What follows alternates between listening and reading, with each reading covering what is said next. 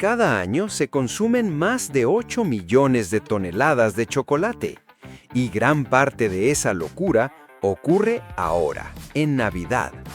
Pero, ¿cómo se transforma una fruta tropical amarga en el regalo más deseado bajo el árbol? Hoy descubriremos cómo se produce masivamente en una megafábrica suiza. Todo comienza en las plantaciones tropicales.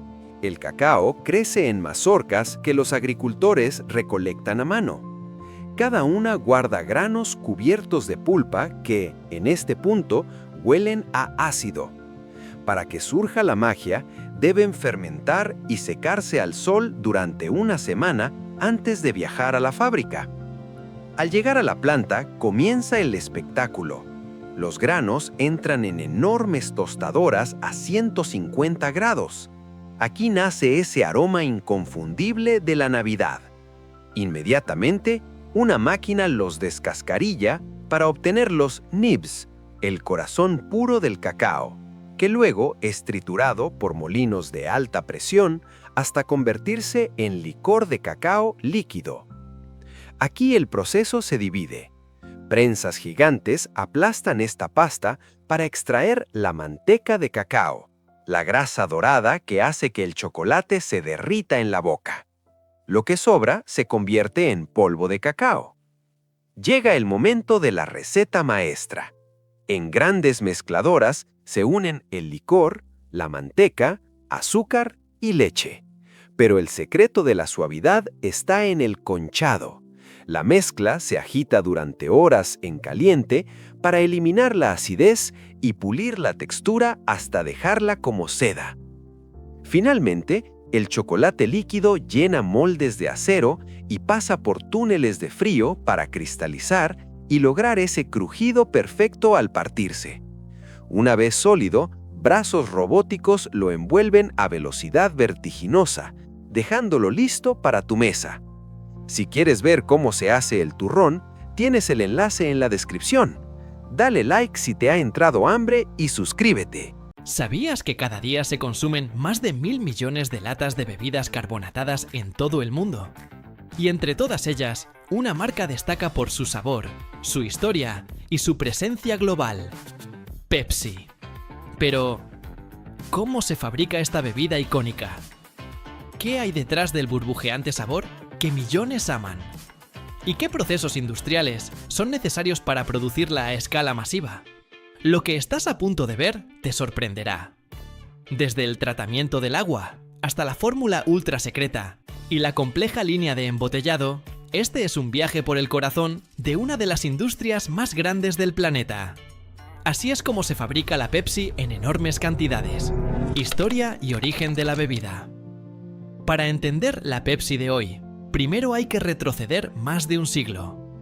En 1893, el farmacéutico Caleb Bradham preparó una bebida digestiva en su farmacia de Carolina del Norte. La llamó inicialmente Brad's Drink y contenía agua con azúcar, vainilla, aceites esenciales y nuez de cola. Solo 5 años después, en 1898, la renombró como Pepsi Cola, haciendo referencia a la dispepsia, malestares digestivos, y a la nuez de cola.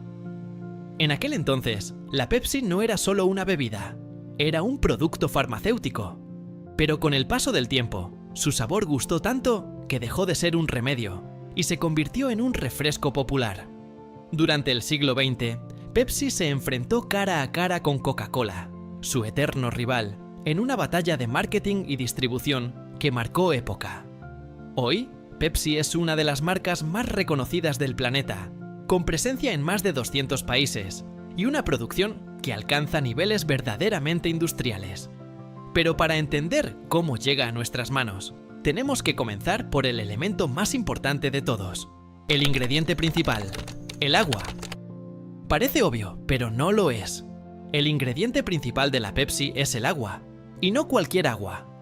En cada planta embotelladora, el agua local se somete a un proceso de purificación exhaustiva, garantizando que sea químicamente pura, incolora, inodora e insípida. Todo comienza con un sistema de filtración de varias etapas. Primero, se eliminan partículas sólidas mediante filtros mecánicos. Después, pasa por un sistema de carbón activado, que elimina cloro y compuestos orgánicos que puedan alterar el sabor. Finalmente, el agua es sometida a un proceso llamado ósmosis inversa, que elimina incluso las sales minerales más pequeñas, dejándola prácticamente destilada. En este punto, el agua es tan pura que no sería agradable de beber sola. Por eso, una vez purificada, se le añaden de nuevo ciertos minerales controlados, como calcio y magnesio, para ajustar el sabor base, asegurando que la Pepsi tenga el mismo sabor en cualquier parte del mundo. La temperatura del agua también se ajusta. Debe estar entre 0 y 5 grados Celsius para que la carbonatación posterior sea óptima. La pureza del agua es clave. Si no es perfecta, toda la Pepsi producida podría tener un sabor o aspecto incorrecto. Y una vez el agua está lista, llega el momento más misterioso de todos: la fórmula secreta de Pepsi. Aquí comienza el verdadero enigma. A lo largo de la historia, la fórmula de Pepsi ha sido uno de los secretos comerciales mejor guardados del mundo, tan resguardado como la de Coca-Cola. Lo que se sabe es que el concentrado de Pepsi, también llamado sirup base, está compuesto por una mezcla exacta de azúcar de alta pureza, o jarabe de maíz en EEE, UU, ácido fosfórico, cafeína, extractos naturales, aromatizantes y color caramelo. Este concentrado se produce en instalaciones separadas y luego se envía en tanques herméticos a las plantas embotelladoras de cada región del mundo. Allí, los operarios lo manipulan con protocolos estrictos. El sirup nunca se toca directamente y se almacena en tanques de acero inoxidable sellados al vacío, a temperatura controlada. La mezcla entre el concentrado y el agua purificada se hace en proporciones exactas. Por cada litro de Pepsi, solo se utiliza entre 1 dividido por 10 y 1 dividido por 20 del sirup, dependiendo del país y el perfil de sabor autorizado. Y antes de pasar a la carbonatación, esta mezcla líquida, todavía sin burbujas, pasa por una serie de sensores ópticos y de conductividad que miden el color, la densidad y la acidez. Solo si cumple con todos los parámetros, puede pasar a la siguiente etapa, la que le da vida, chispa, y efervescencia, mezcla y proceso de carbonatación. La carbonatación es el alma de cualquier bebida gaseosa. Sin ella, la Pepsi no sería más que un jarabe azucarado con sabor. Este proceso comienza cuando la mezcla base entra en una máquina especializada llamada carbonatador. Allí se inyecta dióxido de carbono, CO2, a alta presión en condiciones de frío extremo, generalmente a 1 a 4 grados Celsius. ¿Por qué tan frío? Porque el gas se disuelve mejor en líquidos fríos, creando esas burbujas finas que sentimos en la lengua. La presión dentro del tanque alcanza niveles de hasta 4 bares, el equivalente a la presión en el fondo de una piscina de 40 metros. La cantidad exacta de CO2 varía ligeramente entre países, ya que cada cultura tiene preferencias distintas. Algunas prefieren una bebida más burbujeante, otras más suave. El proceso de carbonatación no solo añade efervescencia, también cambia la textura en boca y potencia ciertos sabores, haciendo que la Pepsi tenga esa sensación única de frescura y dulzura equilibrada. Una vez carbonatada, la Pepsi ya está lista para entrar a la siguiente fase: el embotellado masivo, llenado de botellas y latas. Una vez la Pepsi ha sido purificada, mezclada y carbonatada, comienza la fase más visual del proceso: el embotellado y enlatado masivo. Enormes cintas transportadoras cargadas de botellas de PET, botellas de vidrio o latas de aluminio circulan a velocidades vertiginosas por toda la planta. Estas botellas, completamente vacías, llegan primero a una estación de limpieza. En el caso de las de vidrio, el lavado es meticuloso. Se sumergen en soluciones desinfectantes y se enjuagan con vapor presurizado. Las botellas de PET, por su parte, son sopladas con aire comprimido estéril a más de 100 km por hora, eliminando cualquier partícula microscópica. El llenado se realiza en una máquina conocida como llenadora rotativa, capaz de procesar hasta 60.000 unidades por hora. Aquí Cada botella se posiciona debajo de una boquilla automatizada que vierte la Pepsi a presión constante, sin formar espuma ni perder carbonatación. Y todo sucede en una fracción de segundo. Mientras una botella se llena, la siguiente ya está en posición. Acto seguido, se coloca la tapa o el sello. Las botellas de plástico reciben una tapa de rosca con un torque preciso, mientras que las latas son selladas herméticamente con una tapa de aluminio, mediante un sistema de engargolado de alta velocidad. Todo esto ocurre en condiciones controladas, dentro de una zona estéril conocida como sala blanca, donde incluso la temperatura y humedad están calibradas para proteger la calidad del producto. El resultado: miles de botellas por minuto, perfectamente selladas, frías y listas para el siguiente paso: control de calidad y seguridad alimentaria. Pero antes de salir al mercado, cada Pepsi pasa por una rigurosa serie de controles de calidad. Y, cuando decimos rigurosa, hablamos de más de 200 puntos de inspección distintos. Cada lote producido es analizado en laboratorios internos por especialistas en microbiología, química de alimentos y tecnología industrial. Se realizan pruebas como análisis de pH para confirmar el equilibrio ácido, pruebas de carbonatación para asegurar la cantidad exacta de CO2 disuelto, evaluaciones sensoriales, donde catadores entrenados detectan cambios mínimos en sabor, olor o textura. Controles microbiológicos, donde se buscan bacterias o mohos en cultivos acelerados. Incluso se realiza un control visual automatizado con cámaras de alta velocidad, que escanean cada botella en milisegundos. Si una está mal sellada, le falta líquido o tiene una etiqueta mal colocada, es automáticamente rechazada por un brazo robótico. Y como última línea de defensa, inspectores humanos revisan los lotes finales de forma aleatoria, buscando cualquier imperfección que las máquinas hayan pasado por alto. En la industria de bebidas, un solo error puede suponer millones en pérdidas. Y lo más importante, la pérdida de la confianza del consumidor. Por eso, en cada planta de PepsiCo alrededor del mundo, la calidad no es una opción, es una obsesión. Etiquetado, empaquetado y distribución mundial. Superado el control de calidad, comienza la etapa final del proceso: el etiquetado, empaque y distribución global. Las botellas avanzan por otra cinta automática donde reciben su distintiva etiqueta de Pepsi. Esta etiqueta, que parece tan simple, está fabricada con materiales resistentes a la humedad, el frío y el calor, y es aplicada mediante rodillos de precisión milimétrica. Luego, las botellas se agrupan en lotes mediante sistemas automatizados. Por ejemplo, 12 botellas forman un pack que se envuelve en film retráctil térmico y pasa por un túnel de calor. En segundos, el plástico se adhiere firmemente, formando un bloque compacto y fácil de transportar. Las latas, por su parte, se agrupan en packs de cartón preimpreso que se doblan y sellan a alta velocidad. Una vez empaquetadas, las bebidas pasan a los palets. Un robot paletizador se encarga de apilarlas en torres perfectamente alineadas que pueden alcanzar más de 2 metros de altura. Estos palets se cargan directamente en camiones refrigerados que esperan en los muelles logísticos, listos para salir hacia supermercados, gasolineras, restaurantes y máquinas expendedoras en todo el mundo. Cada día, millones de unidades de Pepsi viajan por tierra, mar y aire. Un viaje que comienza en una planta de producción y termina en tu mano. ¿Team Pepsi o Team Coca-Cola? Ahora que conoces cada paso del proceso, desde la purificación del agua hasta el etiquetado final, te haces una idea del increíble nivel de ingeniería y control que hay detrás de una simple botella de Pepsi.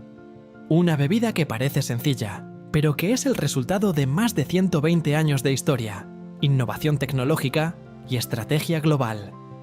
Y aunque la eterna batalla entre Pepsi y Coca-Cola sigue dividiendo al mundo en dos bandos, una cosa es indiscutible: fabricar millones de litros diarios de una bebida perfectamente uniforme, en decenas de países, con los mismos estándares. Es un verdadero logro de la industria moderna. ¿Y tú qué opinas? ¿Eres del Team Pepsi o del Team Coca-Cola? Déjalo en los comentarios y cuéntanos cuál es tu favorita. Y si quieres descubrir cómo se fabrican otros productos que usamos a diario, no olvides suscribirte al canal y ver nuestro siguiente video. cómo se hacen las papas fritas de McDonald's a escala industrial. Te aseguramos, no lo vas a creer.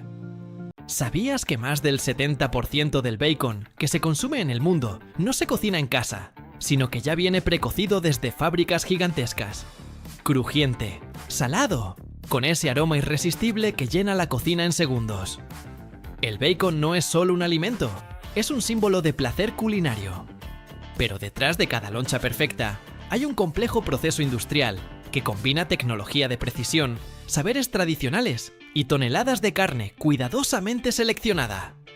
Hoy te mostraremos cómo se transforma un simple trozo de cerdo en ese manjar dorado que todos conocemos. Desde la selección de la carne hasta el curado, pasando por técnicas que han evolucionado durante siglos. ¡Prepárate! Porque lo que verás a continuación te sorprenderá. Selección de la carne, la clave del sabor. Todo comienza en los centros de procesamiento cárnico, donde llega la materia prima, las pancetas frescas de cerdo. Esta parte del animal, ubicada en la zona del vientre, es rica en grasa entreverada, lo que garantiza jugosidad y sabor. Los controles de calidad son estrictos. Cada pieza se inspecciona visual y manualmente, buscando el equilibrio perfecto entre carne magra y grasa. Ni demasiada grasa, ni muy magra. El bacon ideal tiene franjas claras y oscuras bien definidas. Se utilizan piezas que pesan entre 4 y 6 kilos y provienen de cerdos criados con dietas específicas para lograr esa textura particular. Algunas fábricas incluso inyectan pequeñas cantidades de solución salina para mejorar la conservación antes del siguiente paso. Un dato curioso, las fábricas más grandes procesan más de 200.000 kilos de panceta cada semana. Corte y deshuesado, precisión en cada tira. Una vez seleccionadas, las pancetas pasan a la sala de corte. Aquí, enormes cuchillas automatizadas retiran cualquier resto de hueso o cartílago. Aunque parezca simple, este paso requiere precisión milimétrica. Un error podría arruinar el lote completo. Luego las piezas son aplanadas mediante prensas hidráulicas para lograr una forma más uniforme. Esto facilita el corte posterior y permite que los sabores penetren de forma pareja. Con la ayuda de escáneres tridimensionales se analiza cada pieza para trazar su geometría. Estos datos son enviados a cortadoras robotizadas que hacen los cortes exactos en segundos, con tolerancias de menos de 1 milímetro. Aquí se decide si el bacon será ahumado, dulce o picante, y según eso se ajustan los siguientes procesos. Cada estilo requiere un tratamiento diferente. Curado, sal, azúcar y conservación. Ahora llega uno de los momentos más importantes, el curado. Este proceso ancestral ha sido modernizado para garantizar higiene, sabor y durabilidad. Las piezas se sumergen o se inyectan con una mezcla específica de sal, azúcar, nitratos y especias. Esta fórmula varía según la marca y la región. Algunas versiones artesanales usan incluso jarabe de arce o miel. El curado no solo aporta sabor, también inhibe el crecimiento de bacterias y da al bacon ese color rosado tan característico. El líquido de curado penetra lentamente durante varias horas, a temperaturas controladas de entre 0 y 4 grados Celsius. Algunas fábricas utilizan sistemas de vacío para acelerar el proceso y asegurar que cada fibra de carne quede impregnada. La mezcla actúa como una especie de alquimia moderna, transformando la carne cruda en un producto robusto y resistente al paso del tiempo. Reposo y absorción, sabores que se intensifican. Después del curado, las pancetas no se cocinan de inmediato. Primero deben reposar en cámaras especiales, donde las temperaturas y la humedad están cuidadosamente reguladas. Este paso, que puede durar entre 12 y 24 horas, es esencial para que los sabores se asienten y se distribuyan de manera uniforme. Es como dejar que un buen vino respire. Durante el reposo, se produce un intercambio molecular entre la carne y el líquido de curado. Los azúcares se caramelizan lentamente y la sal se fija en las fibras musculares. En las fábricas más avanzadas, sensores inteligentes monitorean continuamente la temperatura interna de cada pieza para asegurar que todas estén en condiciones óptimas para el siguiente paso: el ahumado, lavado y secado. Preparando para el ahumado. Una vez que las piezas han absorbido todo el sabor del curado y reposado el tiempo suficiente, comienza una etapa fundamental para asegurar una cocción perfecta: el lavado y secado. Primero, las pancetas son llevadas a túneles de lavado automatizados. Chorros de agua fría a presión eliminan cualquier exceso de salmuera, especias sueltas o residuos de azúcar que hayan quedado en la superficie. Este lavado no solo mejora el sabor final, también evita que se quemen durante el cocinado o ahumado. Tras el enjuague, la carne pasa por cintas transportadoras que las llevan a cámaras de secado. Aquí, corrientes de aire templado, con temperaturas que rondan los 35 grados Celsius, eliminan el exceso de humedad.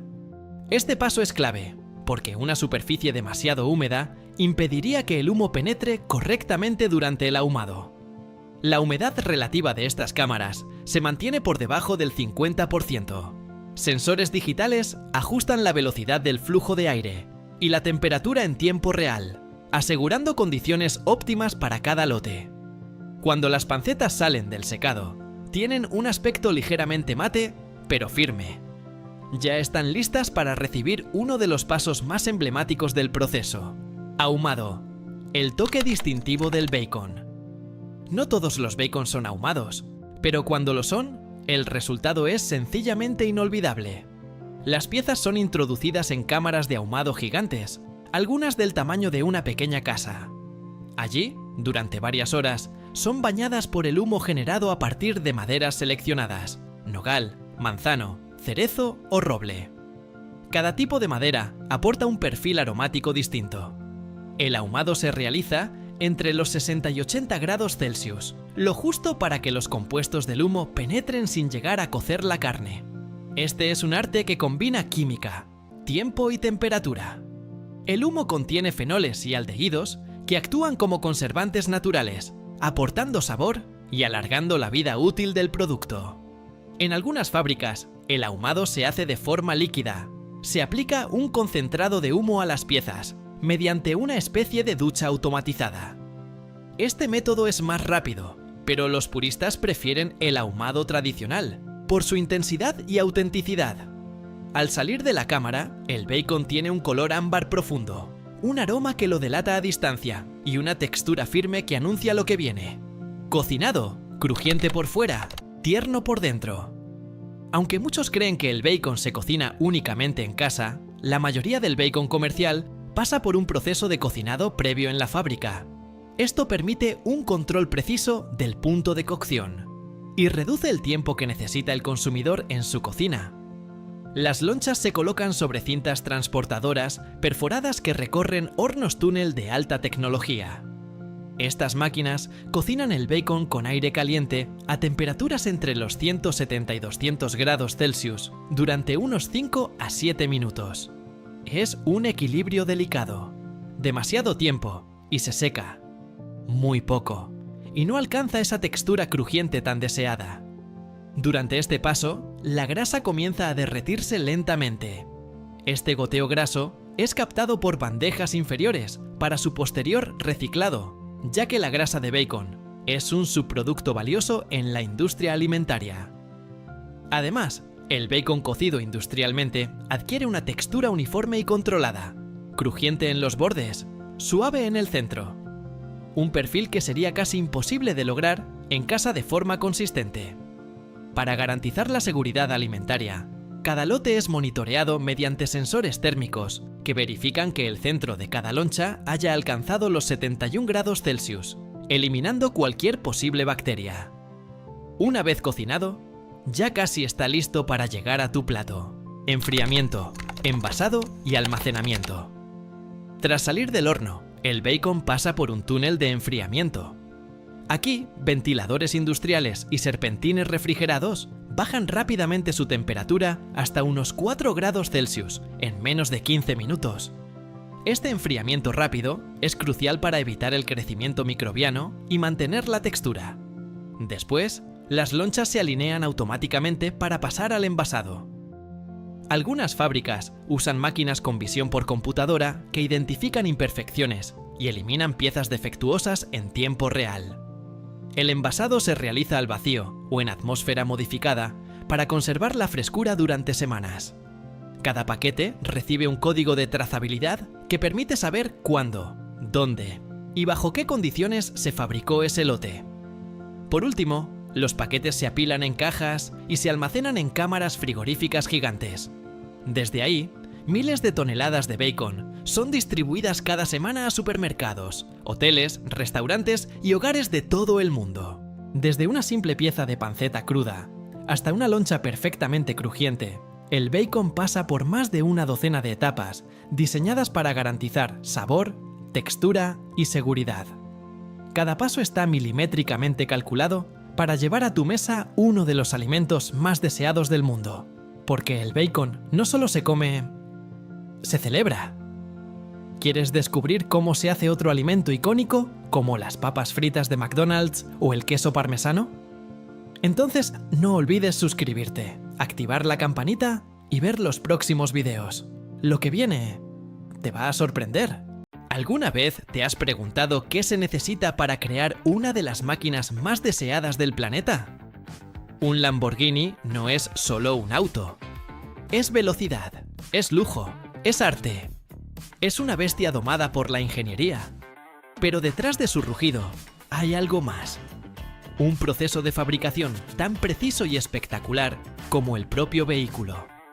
Hoy vamos a entrar al corazón de la fábrica Lamborghini, en Sant'Agata Bolognese, Italia, donde cada unidad es ensamblada casi como si fuera una obra de arte. Lo que verás a continuación te sorprenderá. Diseño milimétrico, tecnología de vanguardia, materiales de otro planeta y un control de calidad digno de quirófano.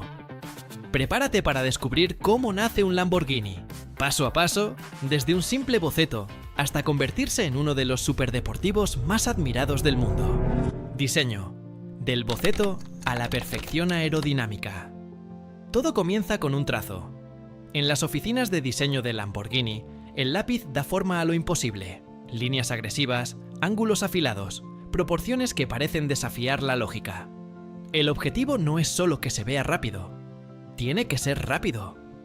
Cada curva, cada milímetro de la carrocería, está pensado para cortar el aire como una cuchilla. Aquí, la belleza no es solo estética, es funcional. Es aerodinámica pura. Los diseñadores trabajan codo a codo con ingenieros, simulando en computadoras la resistencia del aire, calculando la carga aerodinámica, la refrigeración de los frenos, la presión sobre el alerón trasero. Y una vez definido el diseño final, se crea un modelo a escala real en arcilla. Sí, arcilla. Porque solo tocándolo, viéndolo con luz natural desde todos los ángulos, pueden saber si el Lamborghini se siente como un Lamborghini. El modelo se escanea en 3D y se convierte en una plantilla digital que guiará la fabricación de cada panel, cada soldadura y cada detalle del auto. Elección de materiales, ligereza y resistencia. Pero un buen diseño no sirve de nada sin los materiales adecuados, y aquí Lamborghini no escatima.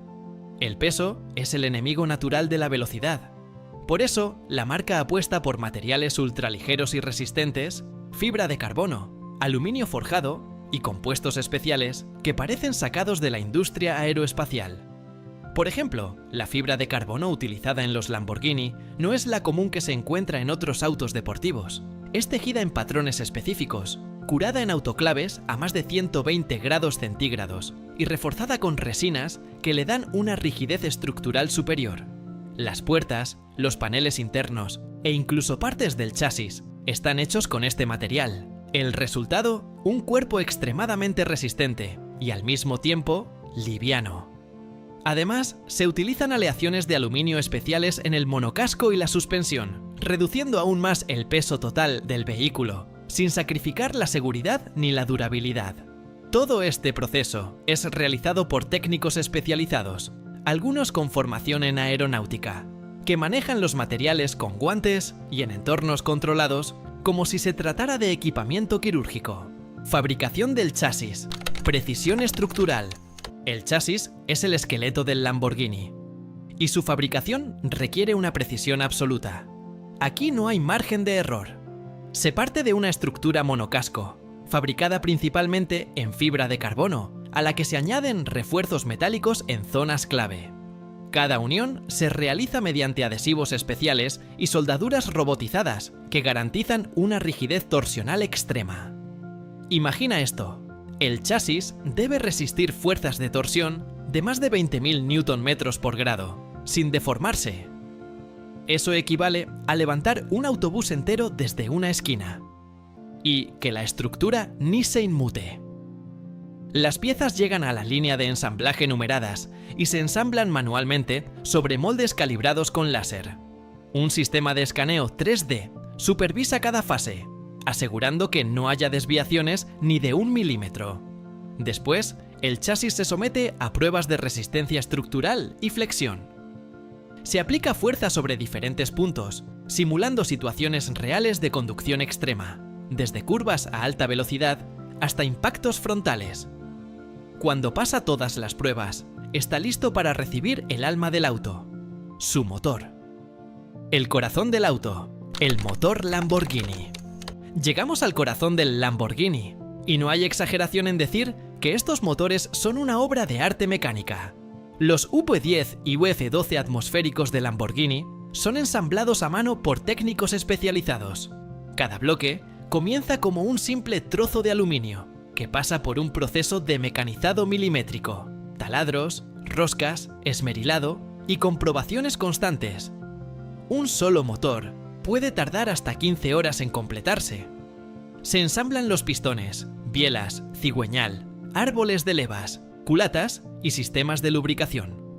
Todo debe encajar como en un reloj suizo, y cada componente es pesado y balanceado con precisión quirúrgica.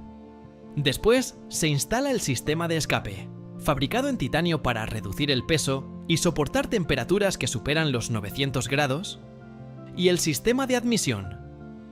El rugido que genera este conjunto no es casualidad. Está calibrado para provocar una reacción emocional.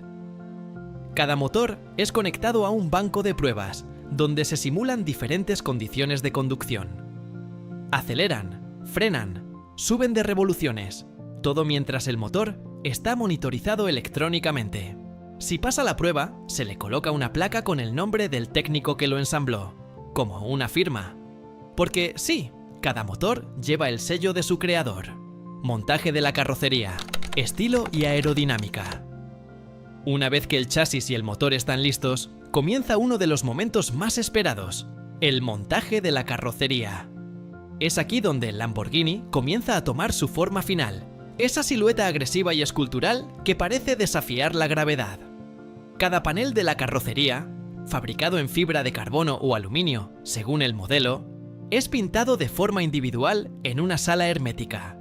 Pero esta no es una pintura cualquiera. La aplicación del color es un proceso artesanal que puede tardar hasta 72 horas por vehículo. Se aplican varias capas de imprimación, pintura y barniz, con inspecciones minuciosas entre cada una. Nada se deja al azar.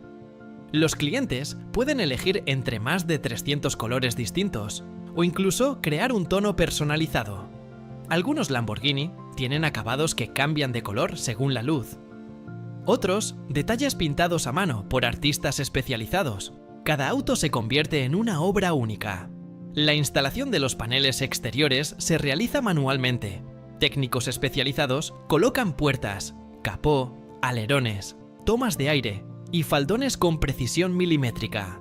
Un solo error en el ángulo puede comprometer la aerodinámica. Y aquí no se busca solo belleza. Cada línea, cada ángulo, cada abertura tiene un propósito funcional. Canalizar el aire, refrigerar los frenos, generar carga aerodinámica. La estética extrema del Lamborghini es el resultado directo de su rendimiento.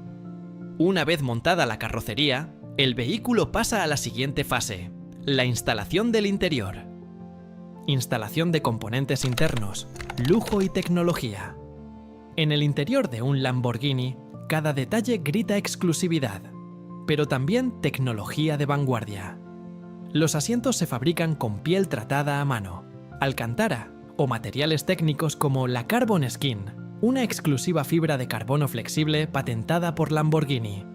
Todo el interior es ensamblado por artesanos que dedican varias horas a coser a mano los patrones personalizados que el cliente ha elegido.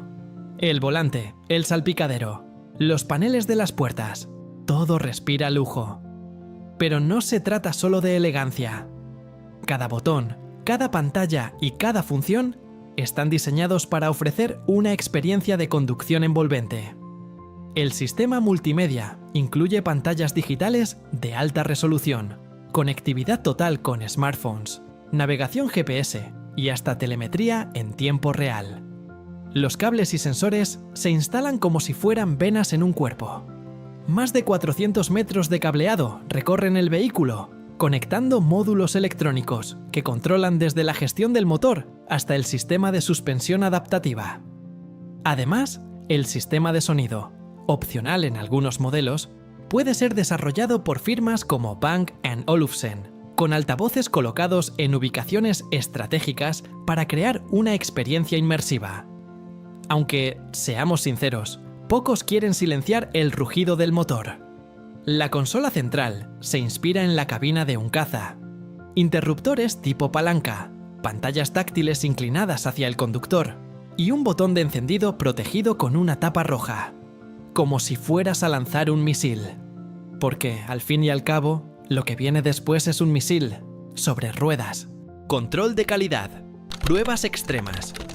¿Crees que un Lamborghini se entrega apenas terminado? Nada más lejos de la realidad. Antes de ser considerado digno de llevar el icónico toro en su frontal, cada unidad es sometida a una serie de pruebas rigurosas que pondrían a temblar a muchos vehículos de producción masiva. Primero, una inspección visual. Luz blanca intensa, lupas de aumento y sensores ópticos escanean cada centímetro del auto. Se busca cualquier imperfección en la pintura, los ensamblajes o el interior.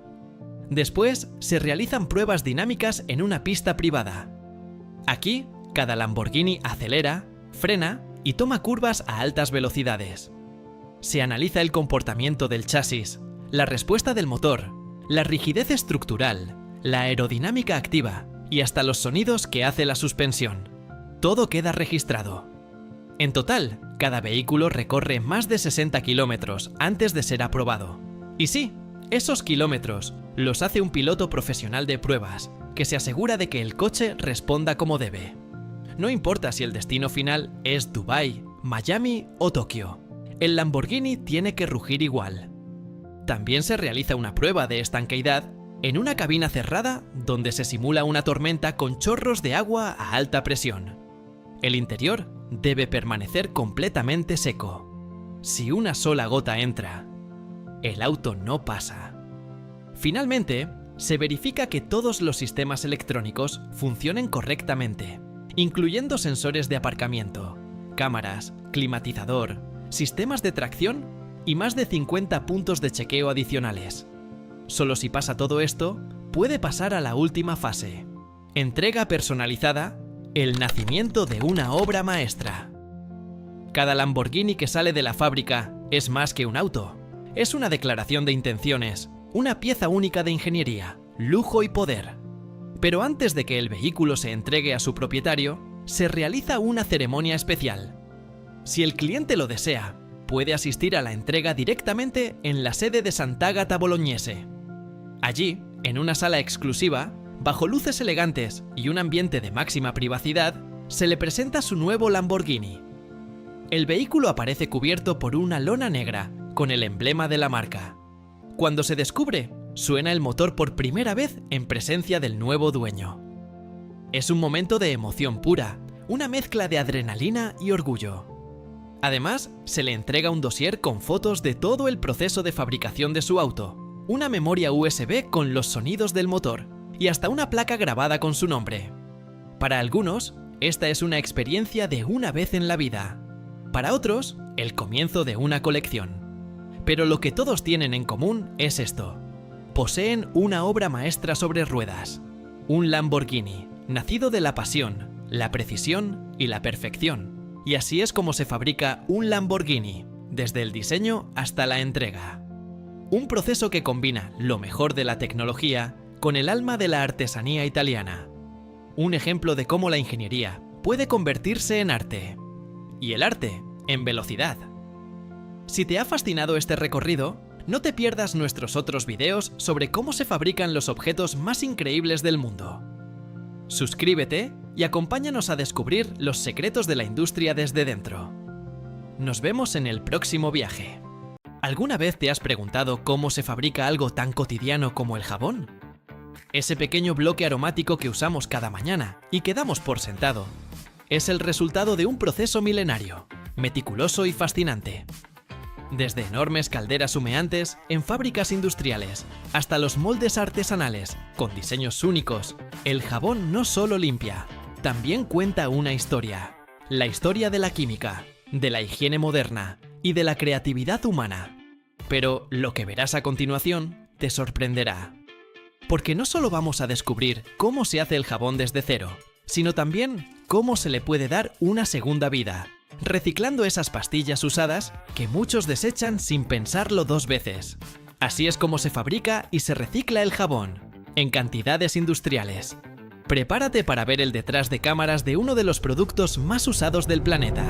Preparación de ingredientes para la fabricación.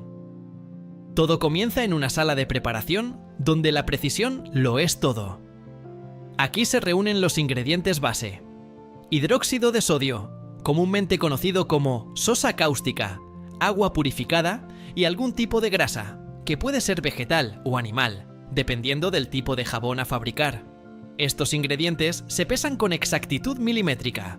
Un pequeño error en las proporciones puede alterar la textura final del jabón, su dureza o incluso volverlo irritante para la piel. Es como una receta química donde cada gramo cuenta.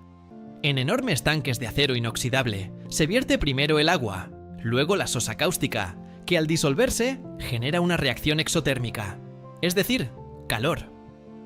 Esta solución alcalina se mezcla con los aceites o grasas previamente calentados a una temperatura de entre 40 y 60 grados Celsius, iniciando la reacción que da vida al jabón. Este paso, aunque parece simple, requiere controles de temperatura, agitación constante y medidas de seguridad estrictas. La mezcla resultante es espesa, cremosa y aún peligrosa al tacto. Proceso de saponificación. Una vez que todos los ingredientes están mezclados, comienza uno de los procesos más fascinantes de la fabricación del jabón: la saponificación.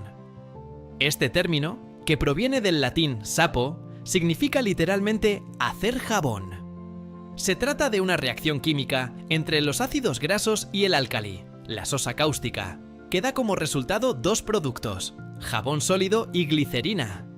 La mezcla se agita lentamente durante varias horas. En algunas fábricas, este proceso es acelerado con calor controlado o incluso presión, pero en otras, especialmente las artesanales, se deja reposar de forma natural. El resultado es una masa espesa, que ya tiene las propiedades básicas del jabón, aunque todavía es inestable y muy blanda. La glicerina que se genera puede separarse para usarse en cosméticos, cremas o incluso alimentos. Es un subproducto valioso que, en lugar de desecharse, se reintegra en otros sectores industriales. Nada se pierde, todo se transforma. Adición de fragancias, colorantes y moldeado. Con la base de jabón lista, llega el momento de dotarlo de personalidad. Aquí entra en juego la creatividad.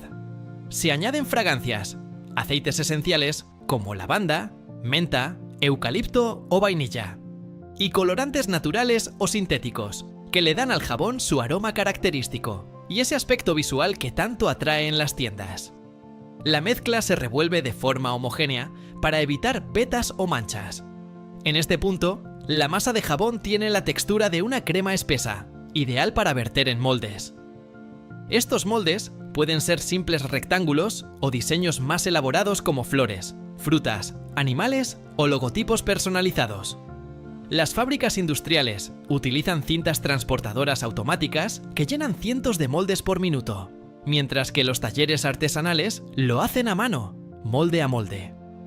El jabón permanece en los moldes entre 12 y 24 horas, dependiendo de la fórmula. Durante ese tiempo, comienza a endurecerse lentamente. Secado, curado y empaquetado del jabón. Una vez desmoldado, el jabón aún está húmedo y blando. No está listo para usarse. Por eso, se traslada a salas de secado, donde el aire circula constantemente y la humedad es cuidadosamente controlada. Aquí, las pastillas de jabón reposan durante entre 3 y 6 semanas, un proceso conocido como curado. Durante este tiempo, el agua residual se evapora y el jabón termina de endurecerse. Además, su pH se estabiliza, evitando que resulte agresivo para la piel. Es en este punto donde se determina la calidad del producto final. Un curado deficiente puede generar un jabón pegajoso, que se desintegra rápido al contacto con el agua. Por eso, en muchas fábricas se realizan controles de peso, textura y acidez antes de continuar. Finalmente, llega el empaquetado. Las barras se envuelven, etiquetan y agrupan en lotes listos para su distribución. Algunas marcas optan por papel reciclado, otras por cajas de cartón impresas. En el caso de jabones artesanales, muchas veces se usa papel encerado con cuerdas de yute o sellos de cera para darles un toque vintage. Y así, una simple mezcla de grasa y sosa cáustica se transforma en un producto esencial para nuestra higiene diaria. Introducción al reciclaje de jabón usado. Cada año, millones de pastillas de jabón apenas utilizadas terminan en la basura. Hoteles, restaurantes, hospitales y hogares de todo el mundo descartan estos restos sin pensarlo dos veces.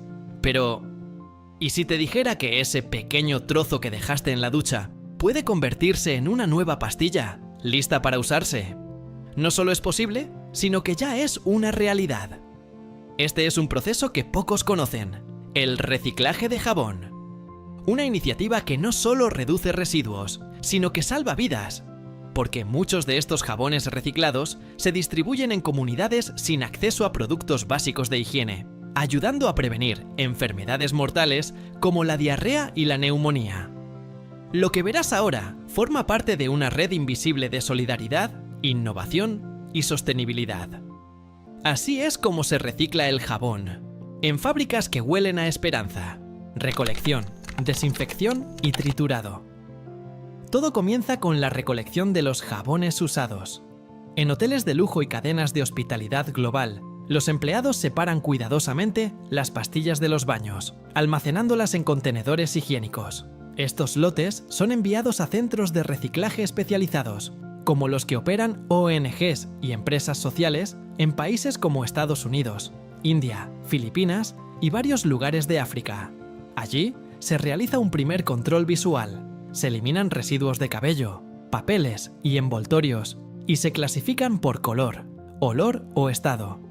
El siguiente paso es crítico: la desinfección. Las pastillas se sumergen en soluciones antibacterianas potentes o se someten a temperaturas elevadas, entre 80 y 100 grados Celsius, durante varios minutos, eliminando cualquier microorganismo que haya sobrevivido en la superficie. Después, las pastillas se secan y se trasladan a una máquina trituradora, similar a las que se usan en la industria del plástico. El jabón se convierte en pequeños copos o virutas, listos para ser reutilizados. Es aquí donde comienza su nueva vida: mezcla, nuevos ingredientes y moldeado. Con el jabón triturado y desinfectado, llega el momento de crear una nueva fórmula. En este punto, las fábricas deciden si producir un jabón completamente reciclado o mezclarlo con nuevos ingredientes para mejorar su calidad. A los copos se les añaden pequeñas cantidades de aceites esenciales, glicerina vegetal o incluso vitamina E, según el destino final del producto.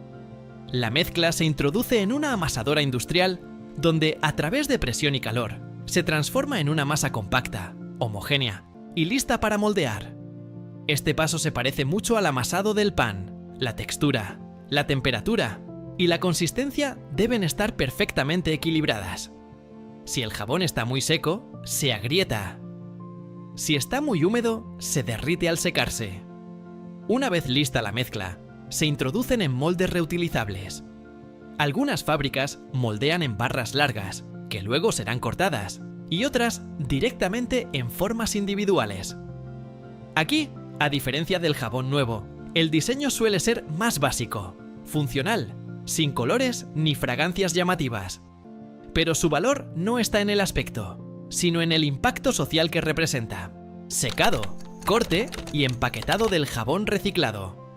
Ya moldeado, el jabón reciclado necesita pasar por un proceso de secado controlado, aunque suele ser más breve que el del jabón nuevo. En salas ventiladas, las pastillas reposan durante 1 o 2 semanas, tiempo suficiente para endurecerse y perder el exceso de humedad. A continuación, entran en acción las cortadoras industriales. Si se usaron barras largas, estas se fraccionan en unidades estándar, generalmente de 90 a 100 gramos. Cada pastilla se pule con cepillos giratorios, que eliminan imperfecciones y mejoran su presentación final. Finalmente, llega el momento del empaquetado. En muchos centros de reciclaje se emplea papel ecológico o biodegradable. Algunas pastillas llevan estampado un mensaje de concienciación. Reciclado con amor. Higiene para todos. O cada pastilla cuenta.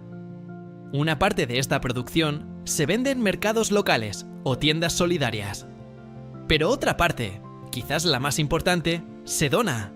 Se distribuye en escuelas rurales, campos de refugiados, zonas afectadas por catástrofes naturales y barrios sin acceso a agua potable. Un pequeño gesto que puede marcar una diferencia enorme. Economía circular y cuidado del planeta. Desde la producción en fábricas gigantes hasta su reciclaje en talleres comunitarios, el jabón nos enseña una lección poderosa. La sostenibilidad es posible si todos participamos. Cada pastilla reciclada es un ejemplo de economía circular, donde los residuos no son un fin, sino un nuevo comienzo. En lugar de terminar en vertederos o ríos, el jabón usado se transforma en herramienta de salud pública y protección medioambiental. En un mundo donde más de 2.000 millones de personas carecen de acceso a productos básicos de higiene, el reciclaje de jabón es más que una práctica ecológica. Es un acto de justicia social. Así es como se fabrica y se recicla el jabón. Uno de los productos más antiguos de la humanidad y hoy más relevante que nunca. ¿Te gustó este viaje por el mundo del jabón? Entonces, no te pierdas nuestro próximo video. ¿Cómo se produce el papel higiénico a escala industrial? Suscríbete al canal para seguir explorando el fascinante mundo de la fabricación moderna. ¿Sabías que este pequeño bote puede conservar leche durante años sin necesidad de refrigeración? Así es. Dentro de esta lata, aparentemente simple, se esconde uno de los productos lácteos más duraderos, versátiles y deliciosos del planeta: la leche condensada. Desde postres caseros hasta cafés intensamente cremosos, pasando por recetas tradicionales en Asia, América Latina o Europa del Este. Este dulce ingrediente se ha convertido en una presencia constante en las cocinas del mundo. Pero, ¿cómo se transforma la leche líquida, perecedera por naturaleza, en una sustancia espesa, densa y azucarada que puede durar años sin echarse a perder? Lo que verás a continuación te sorprenderá. Hoy te llevaremos al interior de una de las fábricas, donde se produce leche condensada en enormes cantidades. Desde la llegada de la leche fresca, en camiones cisterna, hasta su transformación en ese néctar cremoso que reconoces al instante, descubrirás cada etapa del proceso, con detalles que pocos conocen. Hoy aprenderás cómo se hace la leche condensada, la materia prima, leche fresca y su recolección. Todo comienza en el corazón del campo. La leche condensada no existiría sin su ingrediente esencial: leche de vaca fresca. Cada día, decenas de camiones cisterna recorren kilómetros desde granjas lecheras hasta las plantas procesadoras. Estos camiones, verdaderas neveras rodantes, están diseñados para mantener la leche a una temperatura constante de entre 2 y 4 grados Celsius. Esto es crucial. Cualquier alteración térmica puede modificar las propiedades de la leche, alterar su sabor o incluso generar bacterias indeseadas. Al llegar a la planta, los camiones se conectan a un sistema hermético que trasvasa la leche directamente a enormes tanques de almacenamiento, conocidos como silos frigoríficos. Cada uno de estos tanques puede albergar entre 20.000 y 50.000 litros de leche. Pero antes de avanzar en el proceso, hay una regla de oro: verificar la calidad. Aquí entra en juego el laboratorio de control. Cada lote de leche es analizado minuciosamente. Se mide su contenido de grasa, de proteínas, de sólidos totales y se hacen pruebas bacteriológicas para asegurar que esté libre de contaminantes. Si no cumple con los estándares exigidos por la normativa alimentaria, la leche se descarta. Solo aquella que cumple rigurosamente con todos los parámetros será utilizada para crear leche condensada, y no toda leche sirve. Para esta preparación, se busca leche con un equilibrio óptimo entre grasa y sólidos no grasos, ya que de ello dependerá tanto la textura final como la capacidad de conservación del producto. Procesos de filtrado y estandarización. Una vez aprobada, la leche pasa a la siguiente etapa: filtrado y estandarización. Primero, atraviesa una serie de filtros metálicos que eliminan partículas sólidas indeseadas. Desde pequeños residuos orgánicos hasta impurezas microscópicas.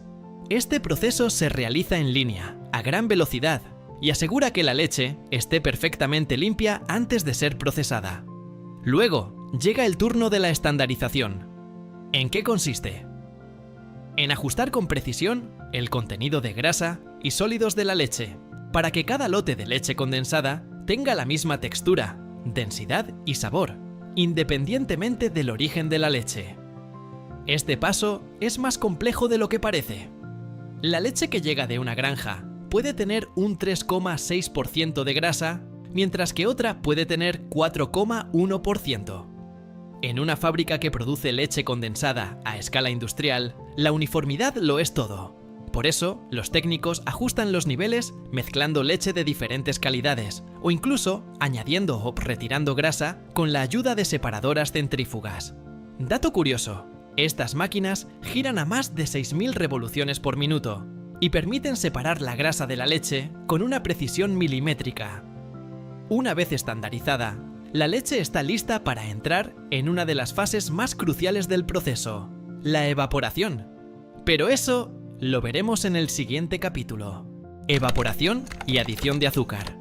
Una vez que la leche ha sido filtrada y estandarizada, comienza el corazón del proceso, la concentración. El objetivo es simple pero desafiante: eliminar el agua de la leche, sin alterar su sabor, sin destruir sus nutrientes y sin permitir que se queme.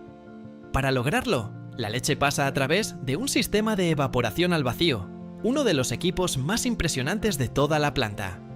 Este sistema, formado por una serie de grandes columnas metálicas conectadas entre sí, reduce la presión del ambiente interno. ¿Por qué? Porque al trabajar en condiciones de vacío, el punto de ebullición del agua disminuye drásticamente, pasando de los tradicionales 100 grados centígrados a tan solo 55 a 60 grados centígrados. Esto permite que el agua se evapore sin necesidad de altas temperaturas, lo que protege las proteínas, las vitaminas y sobre todo el sabor de la leche. Durante este proceso, se elimina aproximadamente un 60% del contenido de agua. El resultado es un líquido mucho más espeso, cremoso y de color más blanco opaco, la leche evaporada. Pero aquí aún no tenemos leche condensada. Falta un ingrediente clave: el azúcar. A través de un sistema de dosificación, se añade azúcar blanca refinada en una proporción que ronda el 40 al 45% del peso total. Este paso no solo le da ese sabor dulce tan característico, sino que actúa como conservante natural. Sí, has leído bien. El azúcar no está ahí solo para deleitar el paladar, sino para impedir el crecimiento bacteriano. Su alta concentración reduce la actividad del agua en el producto, creando un entorno hostil para los microorganismos. De este modo, la leche condensada puede almacenarse durante años sin necesidad de refrigeración, incluso en climas tropicales. Una vez mezclada, esta mezcla espesa se somete a un calentamiento suave a unos 85 grados centígrados durante 3 a 5 minutos. Esto sirve para disolver bien el azúcar y eliminar burbujas de aire, generando una textura homogénea y brillante. A esta altura del proceso, ya reconocemos el producto. Esa textura densa, ese tono marfil, ese brillo viscoso. Sí, esto ya es leche condensada. Envasado, enfriado y control de calidad. La leche condensada ahora debe ser envasada, y hacerlo correctamente es esencial para garantizar su durabilidad y seguridad. Dependiendo del mercado y el uso final, el envasado puede realizarse en latas metálicas, frascos de vidrio o bolsas plásticas de uso industrial. Pero en la mayoría de los casos, las fábricas utilizan latas de hojalata esterilizadas, que ofrecen protección hermética y resistencia. Las máquinas envasadoras, completamente automatizadas, llenan entre 200 y 600 latas por minuto, con una precisión milimétrica. Cada lata recibe exactamente 397 gramos, que es el formato estándar en muchos países, aunque también se producen versiones de 1 kilogramo o más para reposterías y restaurantes. Después del llenado, las latas pasan por un sistema de cerrado hermético al vacío, donde una tapa metálica se coloca y se sella mediante presión y calor. Esto evita la entrada de aire y garantiza que no se contaminen. Pero el proceso aún no termina. Las latas pasan luego por un túnel de enfriamiento progresivo, donde la temperatura del producto baja desde los 85 grados Celsius hasta menos de 40 grados Celsius en cuestión de minutos. Este enfriamiento rápido evita que el azúcar se cristalice y garantiza una textura final suave y uniforme. Luego viene una de las etapas más críticas, el control de calidad. Aquí, cada lote es revisado tanto manual como electrónicamente. Se analiza el color, la viscosidad, el sabor, el nivel de azúcar y la acidez. También se realizan pruebas de esterilidad para asegurar que el producto esté completamente libre de bacterias.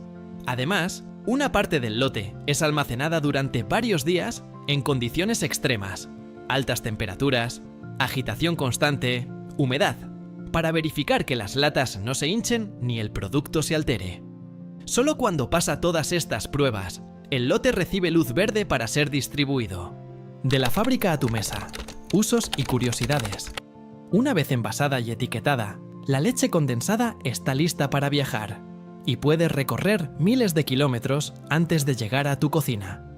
Desde plantas de producción en América Latina, Europa o el sudeste asiático, las latas se exportan a más de 130 países. Algunas marcas incluso adaptan el nivel de dulzor al gusto local. Más intensa para mercados asiáticos, más suave para países europeos. Pero, ¿por qué es tan popular la leche condensada? Porque es increíblemente versátil. En Vietnam se usa para preparar el icónico café Suayá, ese café con hielo y leche condensada que mezcla lo amargo con lo dulce de forma perfecta. En América Latina es ingrediente esencial de postres, como el tres leches, la leche asada o el flan. Y en Rusia es parte de la infancia. Se unta sobre pan o se mezcla con galletas trituradas como un dulce casero rápido y delicioso. Más allá del sabor, la leche condensada representa ingeniería alimentaria en su máxima expresión. Un producto duradero, nutritivo y estable, que combina tradición y tecnología. Y la próxima vez que la veas caer lentamente sobre un pastel o se disuelva en tu café, ya sabrás todo el camino que recorrió para llegar hasta ahí. Así se fabrica la leche condensada. Y ahora, la próxima vez que la pruebes, te sabrá aún mejor. Si te ha sorprendido este proceso, no olvides suscribirte al canal y activar la campanita. Tenemos más videos como este, donde te mostramos cómo se fabrican los productos que usas todos los días, desde tu comida hasta tu ropa, pasando por objetos que ni siquiera imaginarías. Haz clic aquí para descubrir cómo se hace el queso parmesano, o aquí para ver cómo se fabrica el pan a nivel industrial. Nos vemos en el próximo viaje al corazón de la industria. ¿Alguna vez te has preguntado qué hay detrás de esa pantalla donde ves tus series favoritas? Esa Smart TV que tienes en casa es mucho más que una simple caja con botones. Contiene miles de componentes, procesos de precisión milimétrica y tecnología de vanguardia ensamblada con una coordinación casi quirúrgica. Pero, ¿cómo se transforma una idea en una pantalla ultra delgada, capaz de conectarse a Internet y reproducir contenido en 4K? Lo que verás a continuación te sorprenderá. Hoy nos adentraremos en el corazón de una fábrica donde nacen las Smart TV. Desde el diseño inicial hasta el montaje electrónico, descubrirás cada paso de un proceso que combina ingeniería, automatización y control de calidad a niveles impresionantes. Así es como se fabrica una Smart TV en enormes cantidades. Diseño y planificación del televisor. Todo comienza mucho antes de que se enciendan las máquinas. El primer paso ocurre en oficinas repletas de ingenieros, diseñadores industriales y especialistas en experiencia de usuario. Aquí se define cada detalle, desde el tamaño de la pantalla y el tipo de panel, LED, OLED, QLED, hasta el diseño del marco, la ubicación de los puertos, el sistema de sonido y la interfaz del software. En esta etapa, el equipo de I+D realiza simulaciones digitales para prever el comportamiento térmico, el consumo energético y la resistencia de los materiales. Un error de milímetros puede arruinar toda la línea de producción. Por eso, los prototipos son impresos en 3D y testeados físicamente una y otra vez. Además, se eligen los componentes clave: procesadores, chips de memoria, módulos Wi-Fi, bocinas y pantallas. Cada pieza debe cumplir con estándares internacionales y, por supuesto, ajustarse al presupuesto y al público objetivo. Una vez aprobado el diseño final, comienza la verdadera magia: la producción en masa. Selección y producción de componentes electrónicos. Para que una Smart TV funcione, necesita un cerebro. Y ese cerebro está compuesto por cientos de microcomponentes. Aquí comienza una compleja cadena de suministros global. Las fábricas reciben piezas electrónicas desde Taiwán, Corea del Sur, China y Malasia. Cada proveedor entrega módulos específicos, microprocesadores, chips NAND de almacenamiento, tarjetas Wi-Fi, condensadores, resistencias y más. Estos componentes llegan en bandejas antiestáticas y son inspeccionados con cámaras de alta resolución. Los sensores ópticos verifican el estado de cada chip, descartando cualquier defecto antes de integrarlo al proceso. Uno de los más importantes es el panel de visualización, que suele ser de tecnología LCD o QLED, con retroiluminación LED. Este panel es lo primero que se fabrica y se corta con precisión láser desde láminas gigantes, llamadas Mother Glass, de más de 2 metros de largo. Posteriormente, se añaden capas de filtros de color, cristales líquidos y película polarizadora, todo en salas limpias con 0 partículas de polvo. Mientras tanto, en otra sección de la fábrica, las piezas electrónicas comienzan a tomar forma en las placas base, donde se integrará todo lo que hace inteligente al televisor. Fabricación de placas de circuito impreso. Las PCB o placas de circuito impreso son el corazón de cualquier dispositivo electrónico. En una Smart TV, estas placas deben ser ultra delgadas, resistentes al calor y con una capacidad de transmisión altísima. El proceso comienza con una lámina de fibra de vidrio cubierta de cobre. Con ayuda de una impresora láser industrial, se graba el diseño del circuito, eliminando las partes sobrantes con una solución química.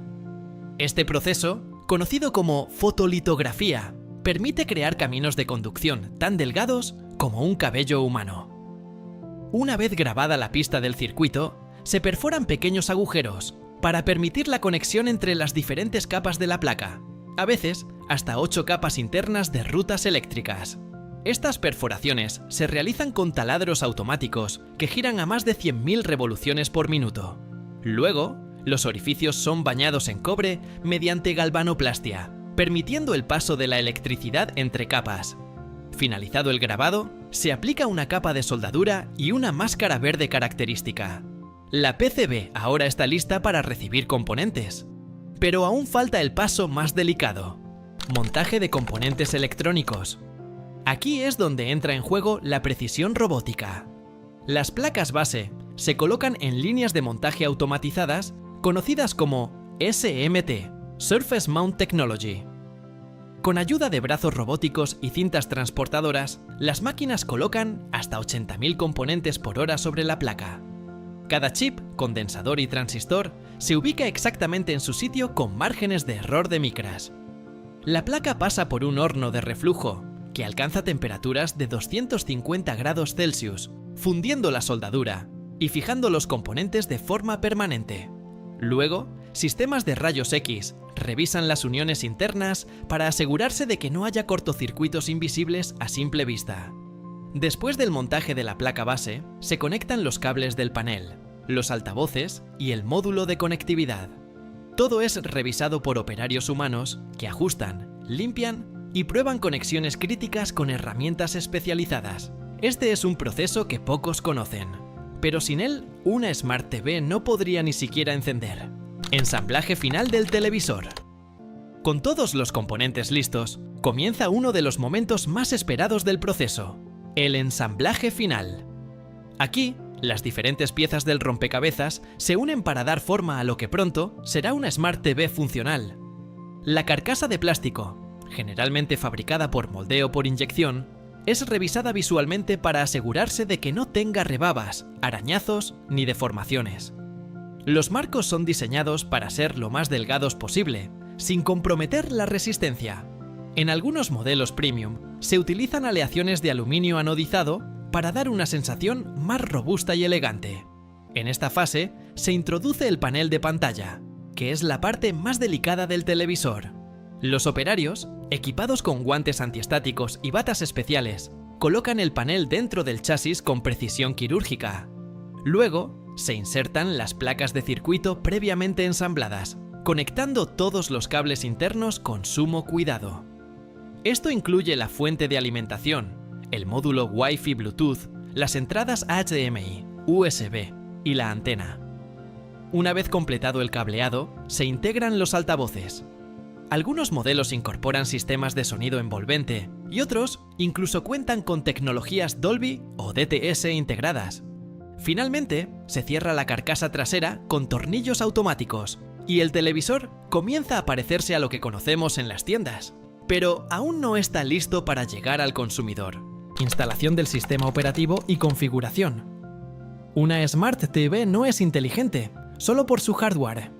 Lo que le da vida es su sistema operativo, y aquí comienza la fase más digital del proceso. Una vez ensamblado el televisor, se conecta a un sistema central de configuración, donde una computadora madre descarga el sistema operativo. Android TV, WebOS, Tizen o Roku TV son algunos de los más comunes, y cada uno está optimizado para distintos fabricantes y modelos. El sistema operativo se instala a través de una interfaz de programación específica, conectando el televisor a través de un puerto oculto o directamente a la placa base. Una vez descargado, se realiza una verificación automática de firmware para asegurarse de que no existan errores en la instalación. Luego se configuran funciones específicas: reconocimiento de voz, conexión Wi-Fi, compatibilidad con asistentes virtuales y servicios de streaming. En modelos más avanzados, también se prueba la inteligencia artificial integrada, que permite recomendaciones personalizadas y ajustes automáticos de imagen y sonido. Todo esto sucede en menos de 5 minutos por unidad, gracias a estaciones automatizadas sincronizadas con bases de datos en la nube. Cada televisor se reinicia una vez instalado el software para confirmar que arranca correctamente. A partir de este punto, el producto ya está casi listo para llegar al cliente final, pero antes debe superar una última barrera crítica: pruebas de calidad y control final. Aquí no se permite margen de error. Cada Smart TV pasa por un estricto protocolo de control de calidad antes de ser aprobado para su venta. Primero, se realiza una inspección visual bajo luces especiales que revelan imperfecciones invisibles al ojo humano. Se comprueba que no haya píxeles muertos, manchas en el panel o fugas de luz en los bordes. Después, se inicia una serie de pruebas funcionales automatizadas. Los televisores son colocados en filas y encendidos simultáneamente. Se verifica el brillo, el contraste, la saturación de colores, la respuesta del control remoto, la navegación por menús y la conectividad a Internet. Incluso, se simulan condiciones extremas: fluctuaciones de voltaje, cambios bruscos de temperatura y uso prolongado durante horas. Además, sensores de audio miden que los altavoces entreguen una calidad mínima exigida por los estándares de la marca. Si un televisor no pasa alguna de estas pruebas, se aparta para diagnóstico y reparación. Solo los modelos que cumplen con todos los criterios continúan hacia la fase final. Y ahora sí, tras pasar por diseño, ensamblaje, software y control de calidad, llega el momento del empaquetado, embalaje, distribución y venta. En este punto, los televisores están listos para viajar al otro lado del mundo. Pero primero, deben ser protegidos como si fueran piezas de cristal. Cada unidad es envuelta en espuma de alta densidad, junto con protectores para los bordes, manuales de usuario, el control remoto y, en algunos casos, un soporte para colocar sobre mesa. Todo se inserta dentro de una caja de cartón reforzado, diseñada para resistir golpes, humedad y vibraciones durante el transporte. Un sistema automatizado imprime etiquetas con código de barras, número de serie, país de destino y fecha de fabricación. Luego, los televisores son agrupados en pallets y llevados al centro logístico. Dependiendo del mercado, pueden ser enviados por barco, tren o avión. Desde ahí llegan a distribuidores, tiendas físicas y almacenes de gigantes del e-commerce. En total, desde que se diseña hasta que llega al cliente final, una Smart TV puede recorrer más de 15.000 kilómetros y pasar por hasta 12 países distintos. Un viaje impresionante para un aparato que luego colocamos en el salón como si siempre hubiera estado allí. Ahora ya lo sabes, cada Smart TV es el resultado de miles de piezas, millones de líneas de código y una cadena de producción que combina robótica, ingeniería y control humano. Detrás de esa pantalla que usas para ver películas, jugar videojuegos o navegar en Internet, hay un ejército de personas, fábricas de alta tecnología y procesos que funcionan al milímetro. ¿Sabías que algunos modelos de televisores cuentan con sensores que ajustan automáticamente el brillo según la luz del entorno?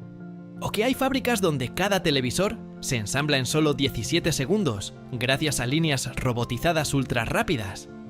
La próxima vez que enciendas tu Smart TV, recuerda todo lo que hubo que hacer para que esa imagen aparezca frente a ti. Y si quieres descubrir cómo se fabrican otros productos que usas cada día, suscríbete al canal y sigue explorando con nosotros los secretos de la industria moderna. ¿Sabías que la energía que usas para cocinar tu comida o calentar tu ducha comenzó a formarse hace cientos de millones de años? Lo que hoy conocemos como gas natural no es simplemente aire comprimido bajo tierra, es el resultado de un proceso geológico tan antiguo como misterioso. Y aunque lo usamos a diario, pocos saben cómo llega desde las profundidades del subsuelo hasta nuestros hogares. Prepárate para descubrir un viaje que comienza en el fondo de los océanos prehistóricos y termina iluminando nuestras ciudades modernas. Esto es, así se produce el gas natural en enormes cantidades. Formación del gas natural a lo largo de millones de años. Todo comienza hace más de 300 millones de años, cuando vastas extensiones de océanos cubrían gran parte de la Tierra. En esos mares primitivos, la vida microscópica prosperaba. Al morir, estos organismos se acumulaban lentamente en el lecho marino, formando capas ricas en materia orgánica. Con el paso del tiempo, estas capas fueron cubiertas por sedimentos, rocas y presión. Durante millones de años, la temperatura bajo la superficie terrestre aumentó. Este calor, junto con la presión extrema, descompuso lentamente la materia orgánica. El resultado, una mezcla compleja de hidrocarburos, y entre ellos, uno especialmente valioso, el gas natural. Pero no está libre en grandes cavidades como muchos imaginan. En realidad, se encuentra atrapado en los poros diminutos de las rocas, como si la Tierra hubiera almacenado burbujas de energía, lista para ser usada, millones de años después. Exploración y perforación. En busca del tesoro subterráneo. Saber dónde perforar no es cuestión de suerte, sino de ciencia. Equipos de geólogos, geofísicos y expertos en energía analizan el terreno utilizando satélites, imágenes sísmicas en 3 dimensiones y sensores de última tecnología. Buscan formaciones geológicas que puedan albergar depósitos de gas. Rocas porosas cubiertas por capas impermeables que actúan como una trampa natural. Cuando se identifica una zona prometedora, comienza la perforación. Enormes plataformas, ya sea en tierra firme o en alta mar, perforan la corteza terrestre a profundidades que pueden superar los 3.000 metros. La perforadora, una estructura rotativa llamada trépano, atraviesa capas de roca como si fuera una broca gigantesca, lubricada por lodo de perforación, que además enfría el sistema y mantiene la presión bajo control. Una vez alcanzado el yacimiento, se inserta una tubería de acero cementada para mantener el pozo estable. Y entonces, si todo sale bien, el gas comienza a fluir. No de manera explosiva, como en las películas, sino controlado, canalizado y monitoreado al milímetro. Este momento marca el inicio de una nueva etapa: la extracción y el transporte del gas hacia la superficie. Extracción y procesamiento en plantas especializadas. Una vez que el gas natural emerge desde las profundidades, no está listo para su uso inmediato. En su estado bruto, viene acompañado de agua salada, arena, azufre, dióxido de carbono e incluso petróleo. Es una mezcla caótica que necesita ser purificada. Aquí es donde entran en juego las plantas de procesamiento de gas natural, instalaciones altamente tecnificadas que podrían confundirse con pequeños pueblos industriales por su tamaño. El primer paso es separar el gas de los líquidos y sólidos. Esto se hace a través de separadores de fases que dividen los componentes por densidad. Luego, se pasa a torres de absorción y sistemas de compresión que eliminan impurezas como el sulfuro de hidrógeno, que es corrosivo y tóxico. Este proceso no solo mejora la calidad del gas, sino que protege los gasoductos y equipos que lo transportarán después. Uno de los pasos más fascinantes ocurre cuando el gas es enfriado a temperaturas extremadamente bajas, cercanas a los menos 160 grados Celsius. Este enfriamiento lo convierte en gas natural licuado, GNL, reduciendo su volumen en más del 600%. Así, se vuelve mucho más fácil de transportar, sobre todo por mar. Pero el gas no solo es limpiado, también es medido, monitoreado y clasificado. Cada lote pasa por controles de calidad que garantizan que cumple con los estándares energéticos y de seguridad internacional. Como si fuera una joya energética, cada molécula de metano es verificada antes de continuar su viaje. Transporte, gasoductos, barcos metaneros y seguridad. Ahora que el gas ha sido procesado, comienza una de las fases más críticas del proceso: el transporte. Existen dos grandes rutas para mover gas natural a largas distancias: gasoductos subterráneos y barcos metaneros. Los gasoductos son gigantescos tubos de acero que recorren miles de kilómetros bajo tierra o incluso bajo el mar. Algunos de ellos cruzan continentes enteros, como el Transiberiano o el Nord Stream en Europa. En su interior, el gas viaja a presiones altísimas, impulsado por estaciones de compresión ubicadas cada cierta distancia. Estas estaciones reactivan el impulso del gas y mantienen un flujo constante, como si se tratara de una arteria energética gigante. En cambio, cuando el destino está al otro lado del océano, entra en juego uno de los gigantes del transporte moderno: el barco metanero. Estos colosos marinos transportan el gas en estado licuado en esferas presurizadas y refrigeradas. Cada esfera puede contener suficiente energía para abastecer una ciudad mediana durante varios días. La seguridad es una prioridad absoluta. Tanto en tierra como en mar, el gas es monitoreado constantemente. Sensores de presión, detectores de fugas, válvulas de emergencia y protocolos automáticos están diseñados para actuar en segundos ante cualquier anomalía. El riesgo de una fuga o explosión es mínimo, pero las medidas de prevención son extremas. Además, muchos países cuentan con sistemas de alerta y respuesta inmediata, con equipos especializados que entrenan para emergencias las 24 horas del día.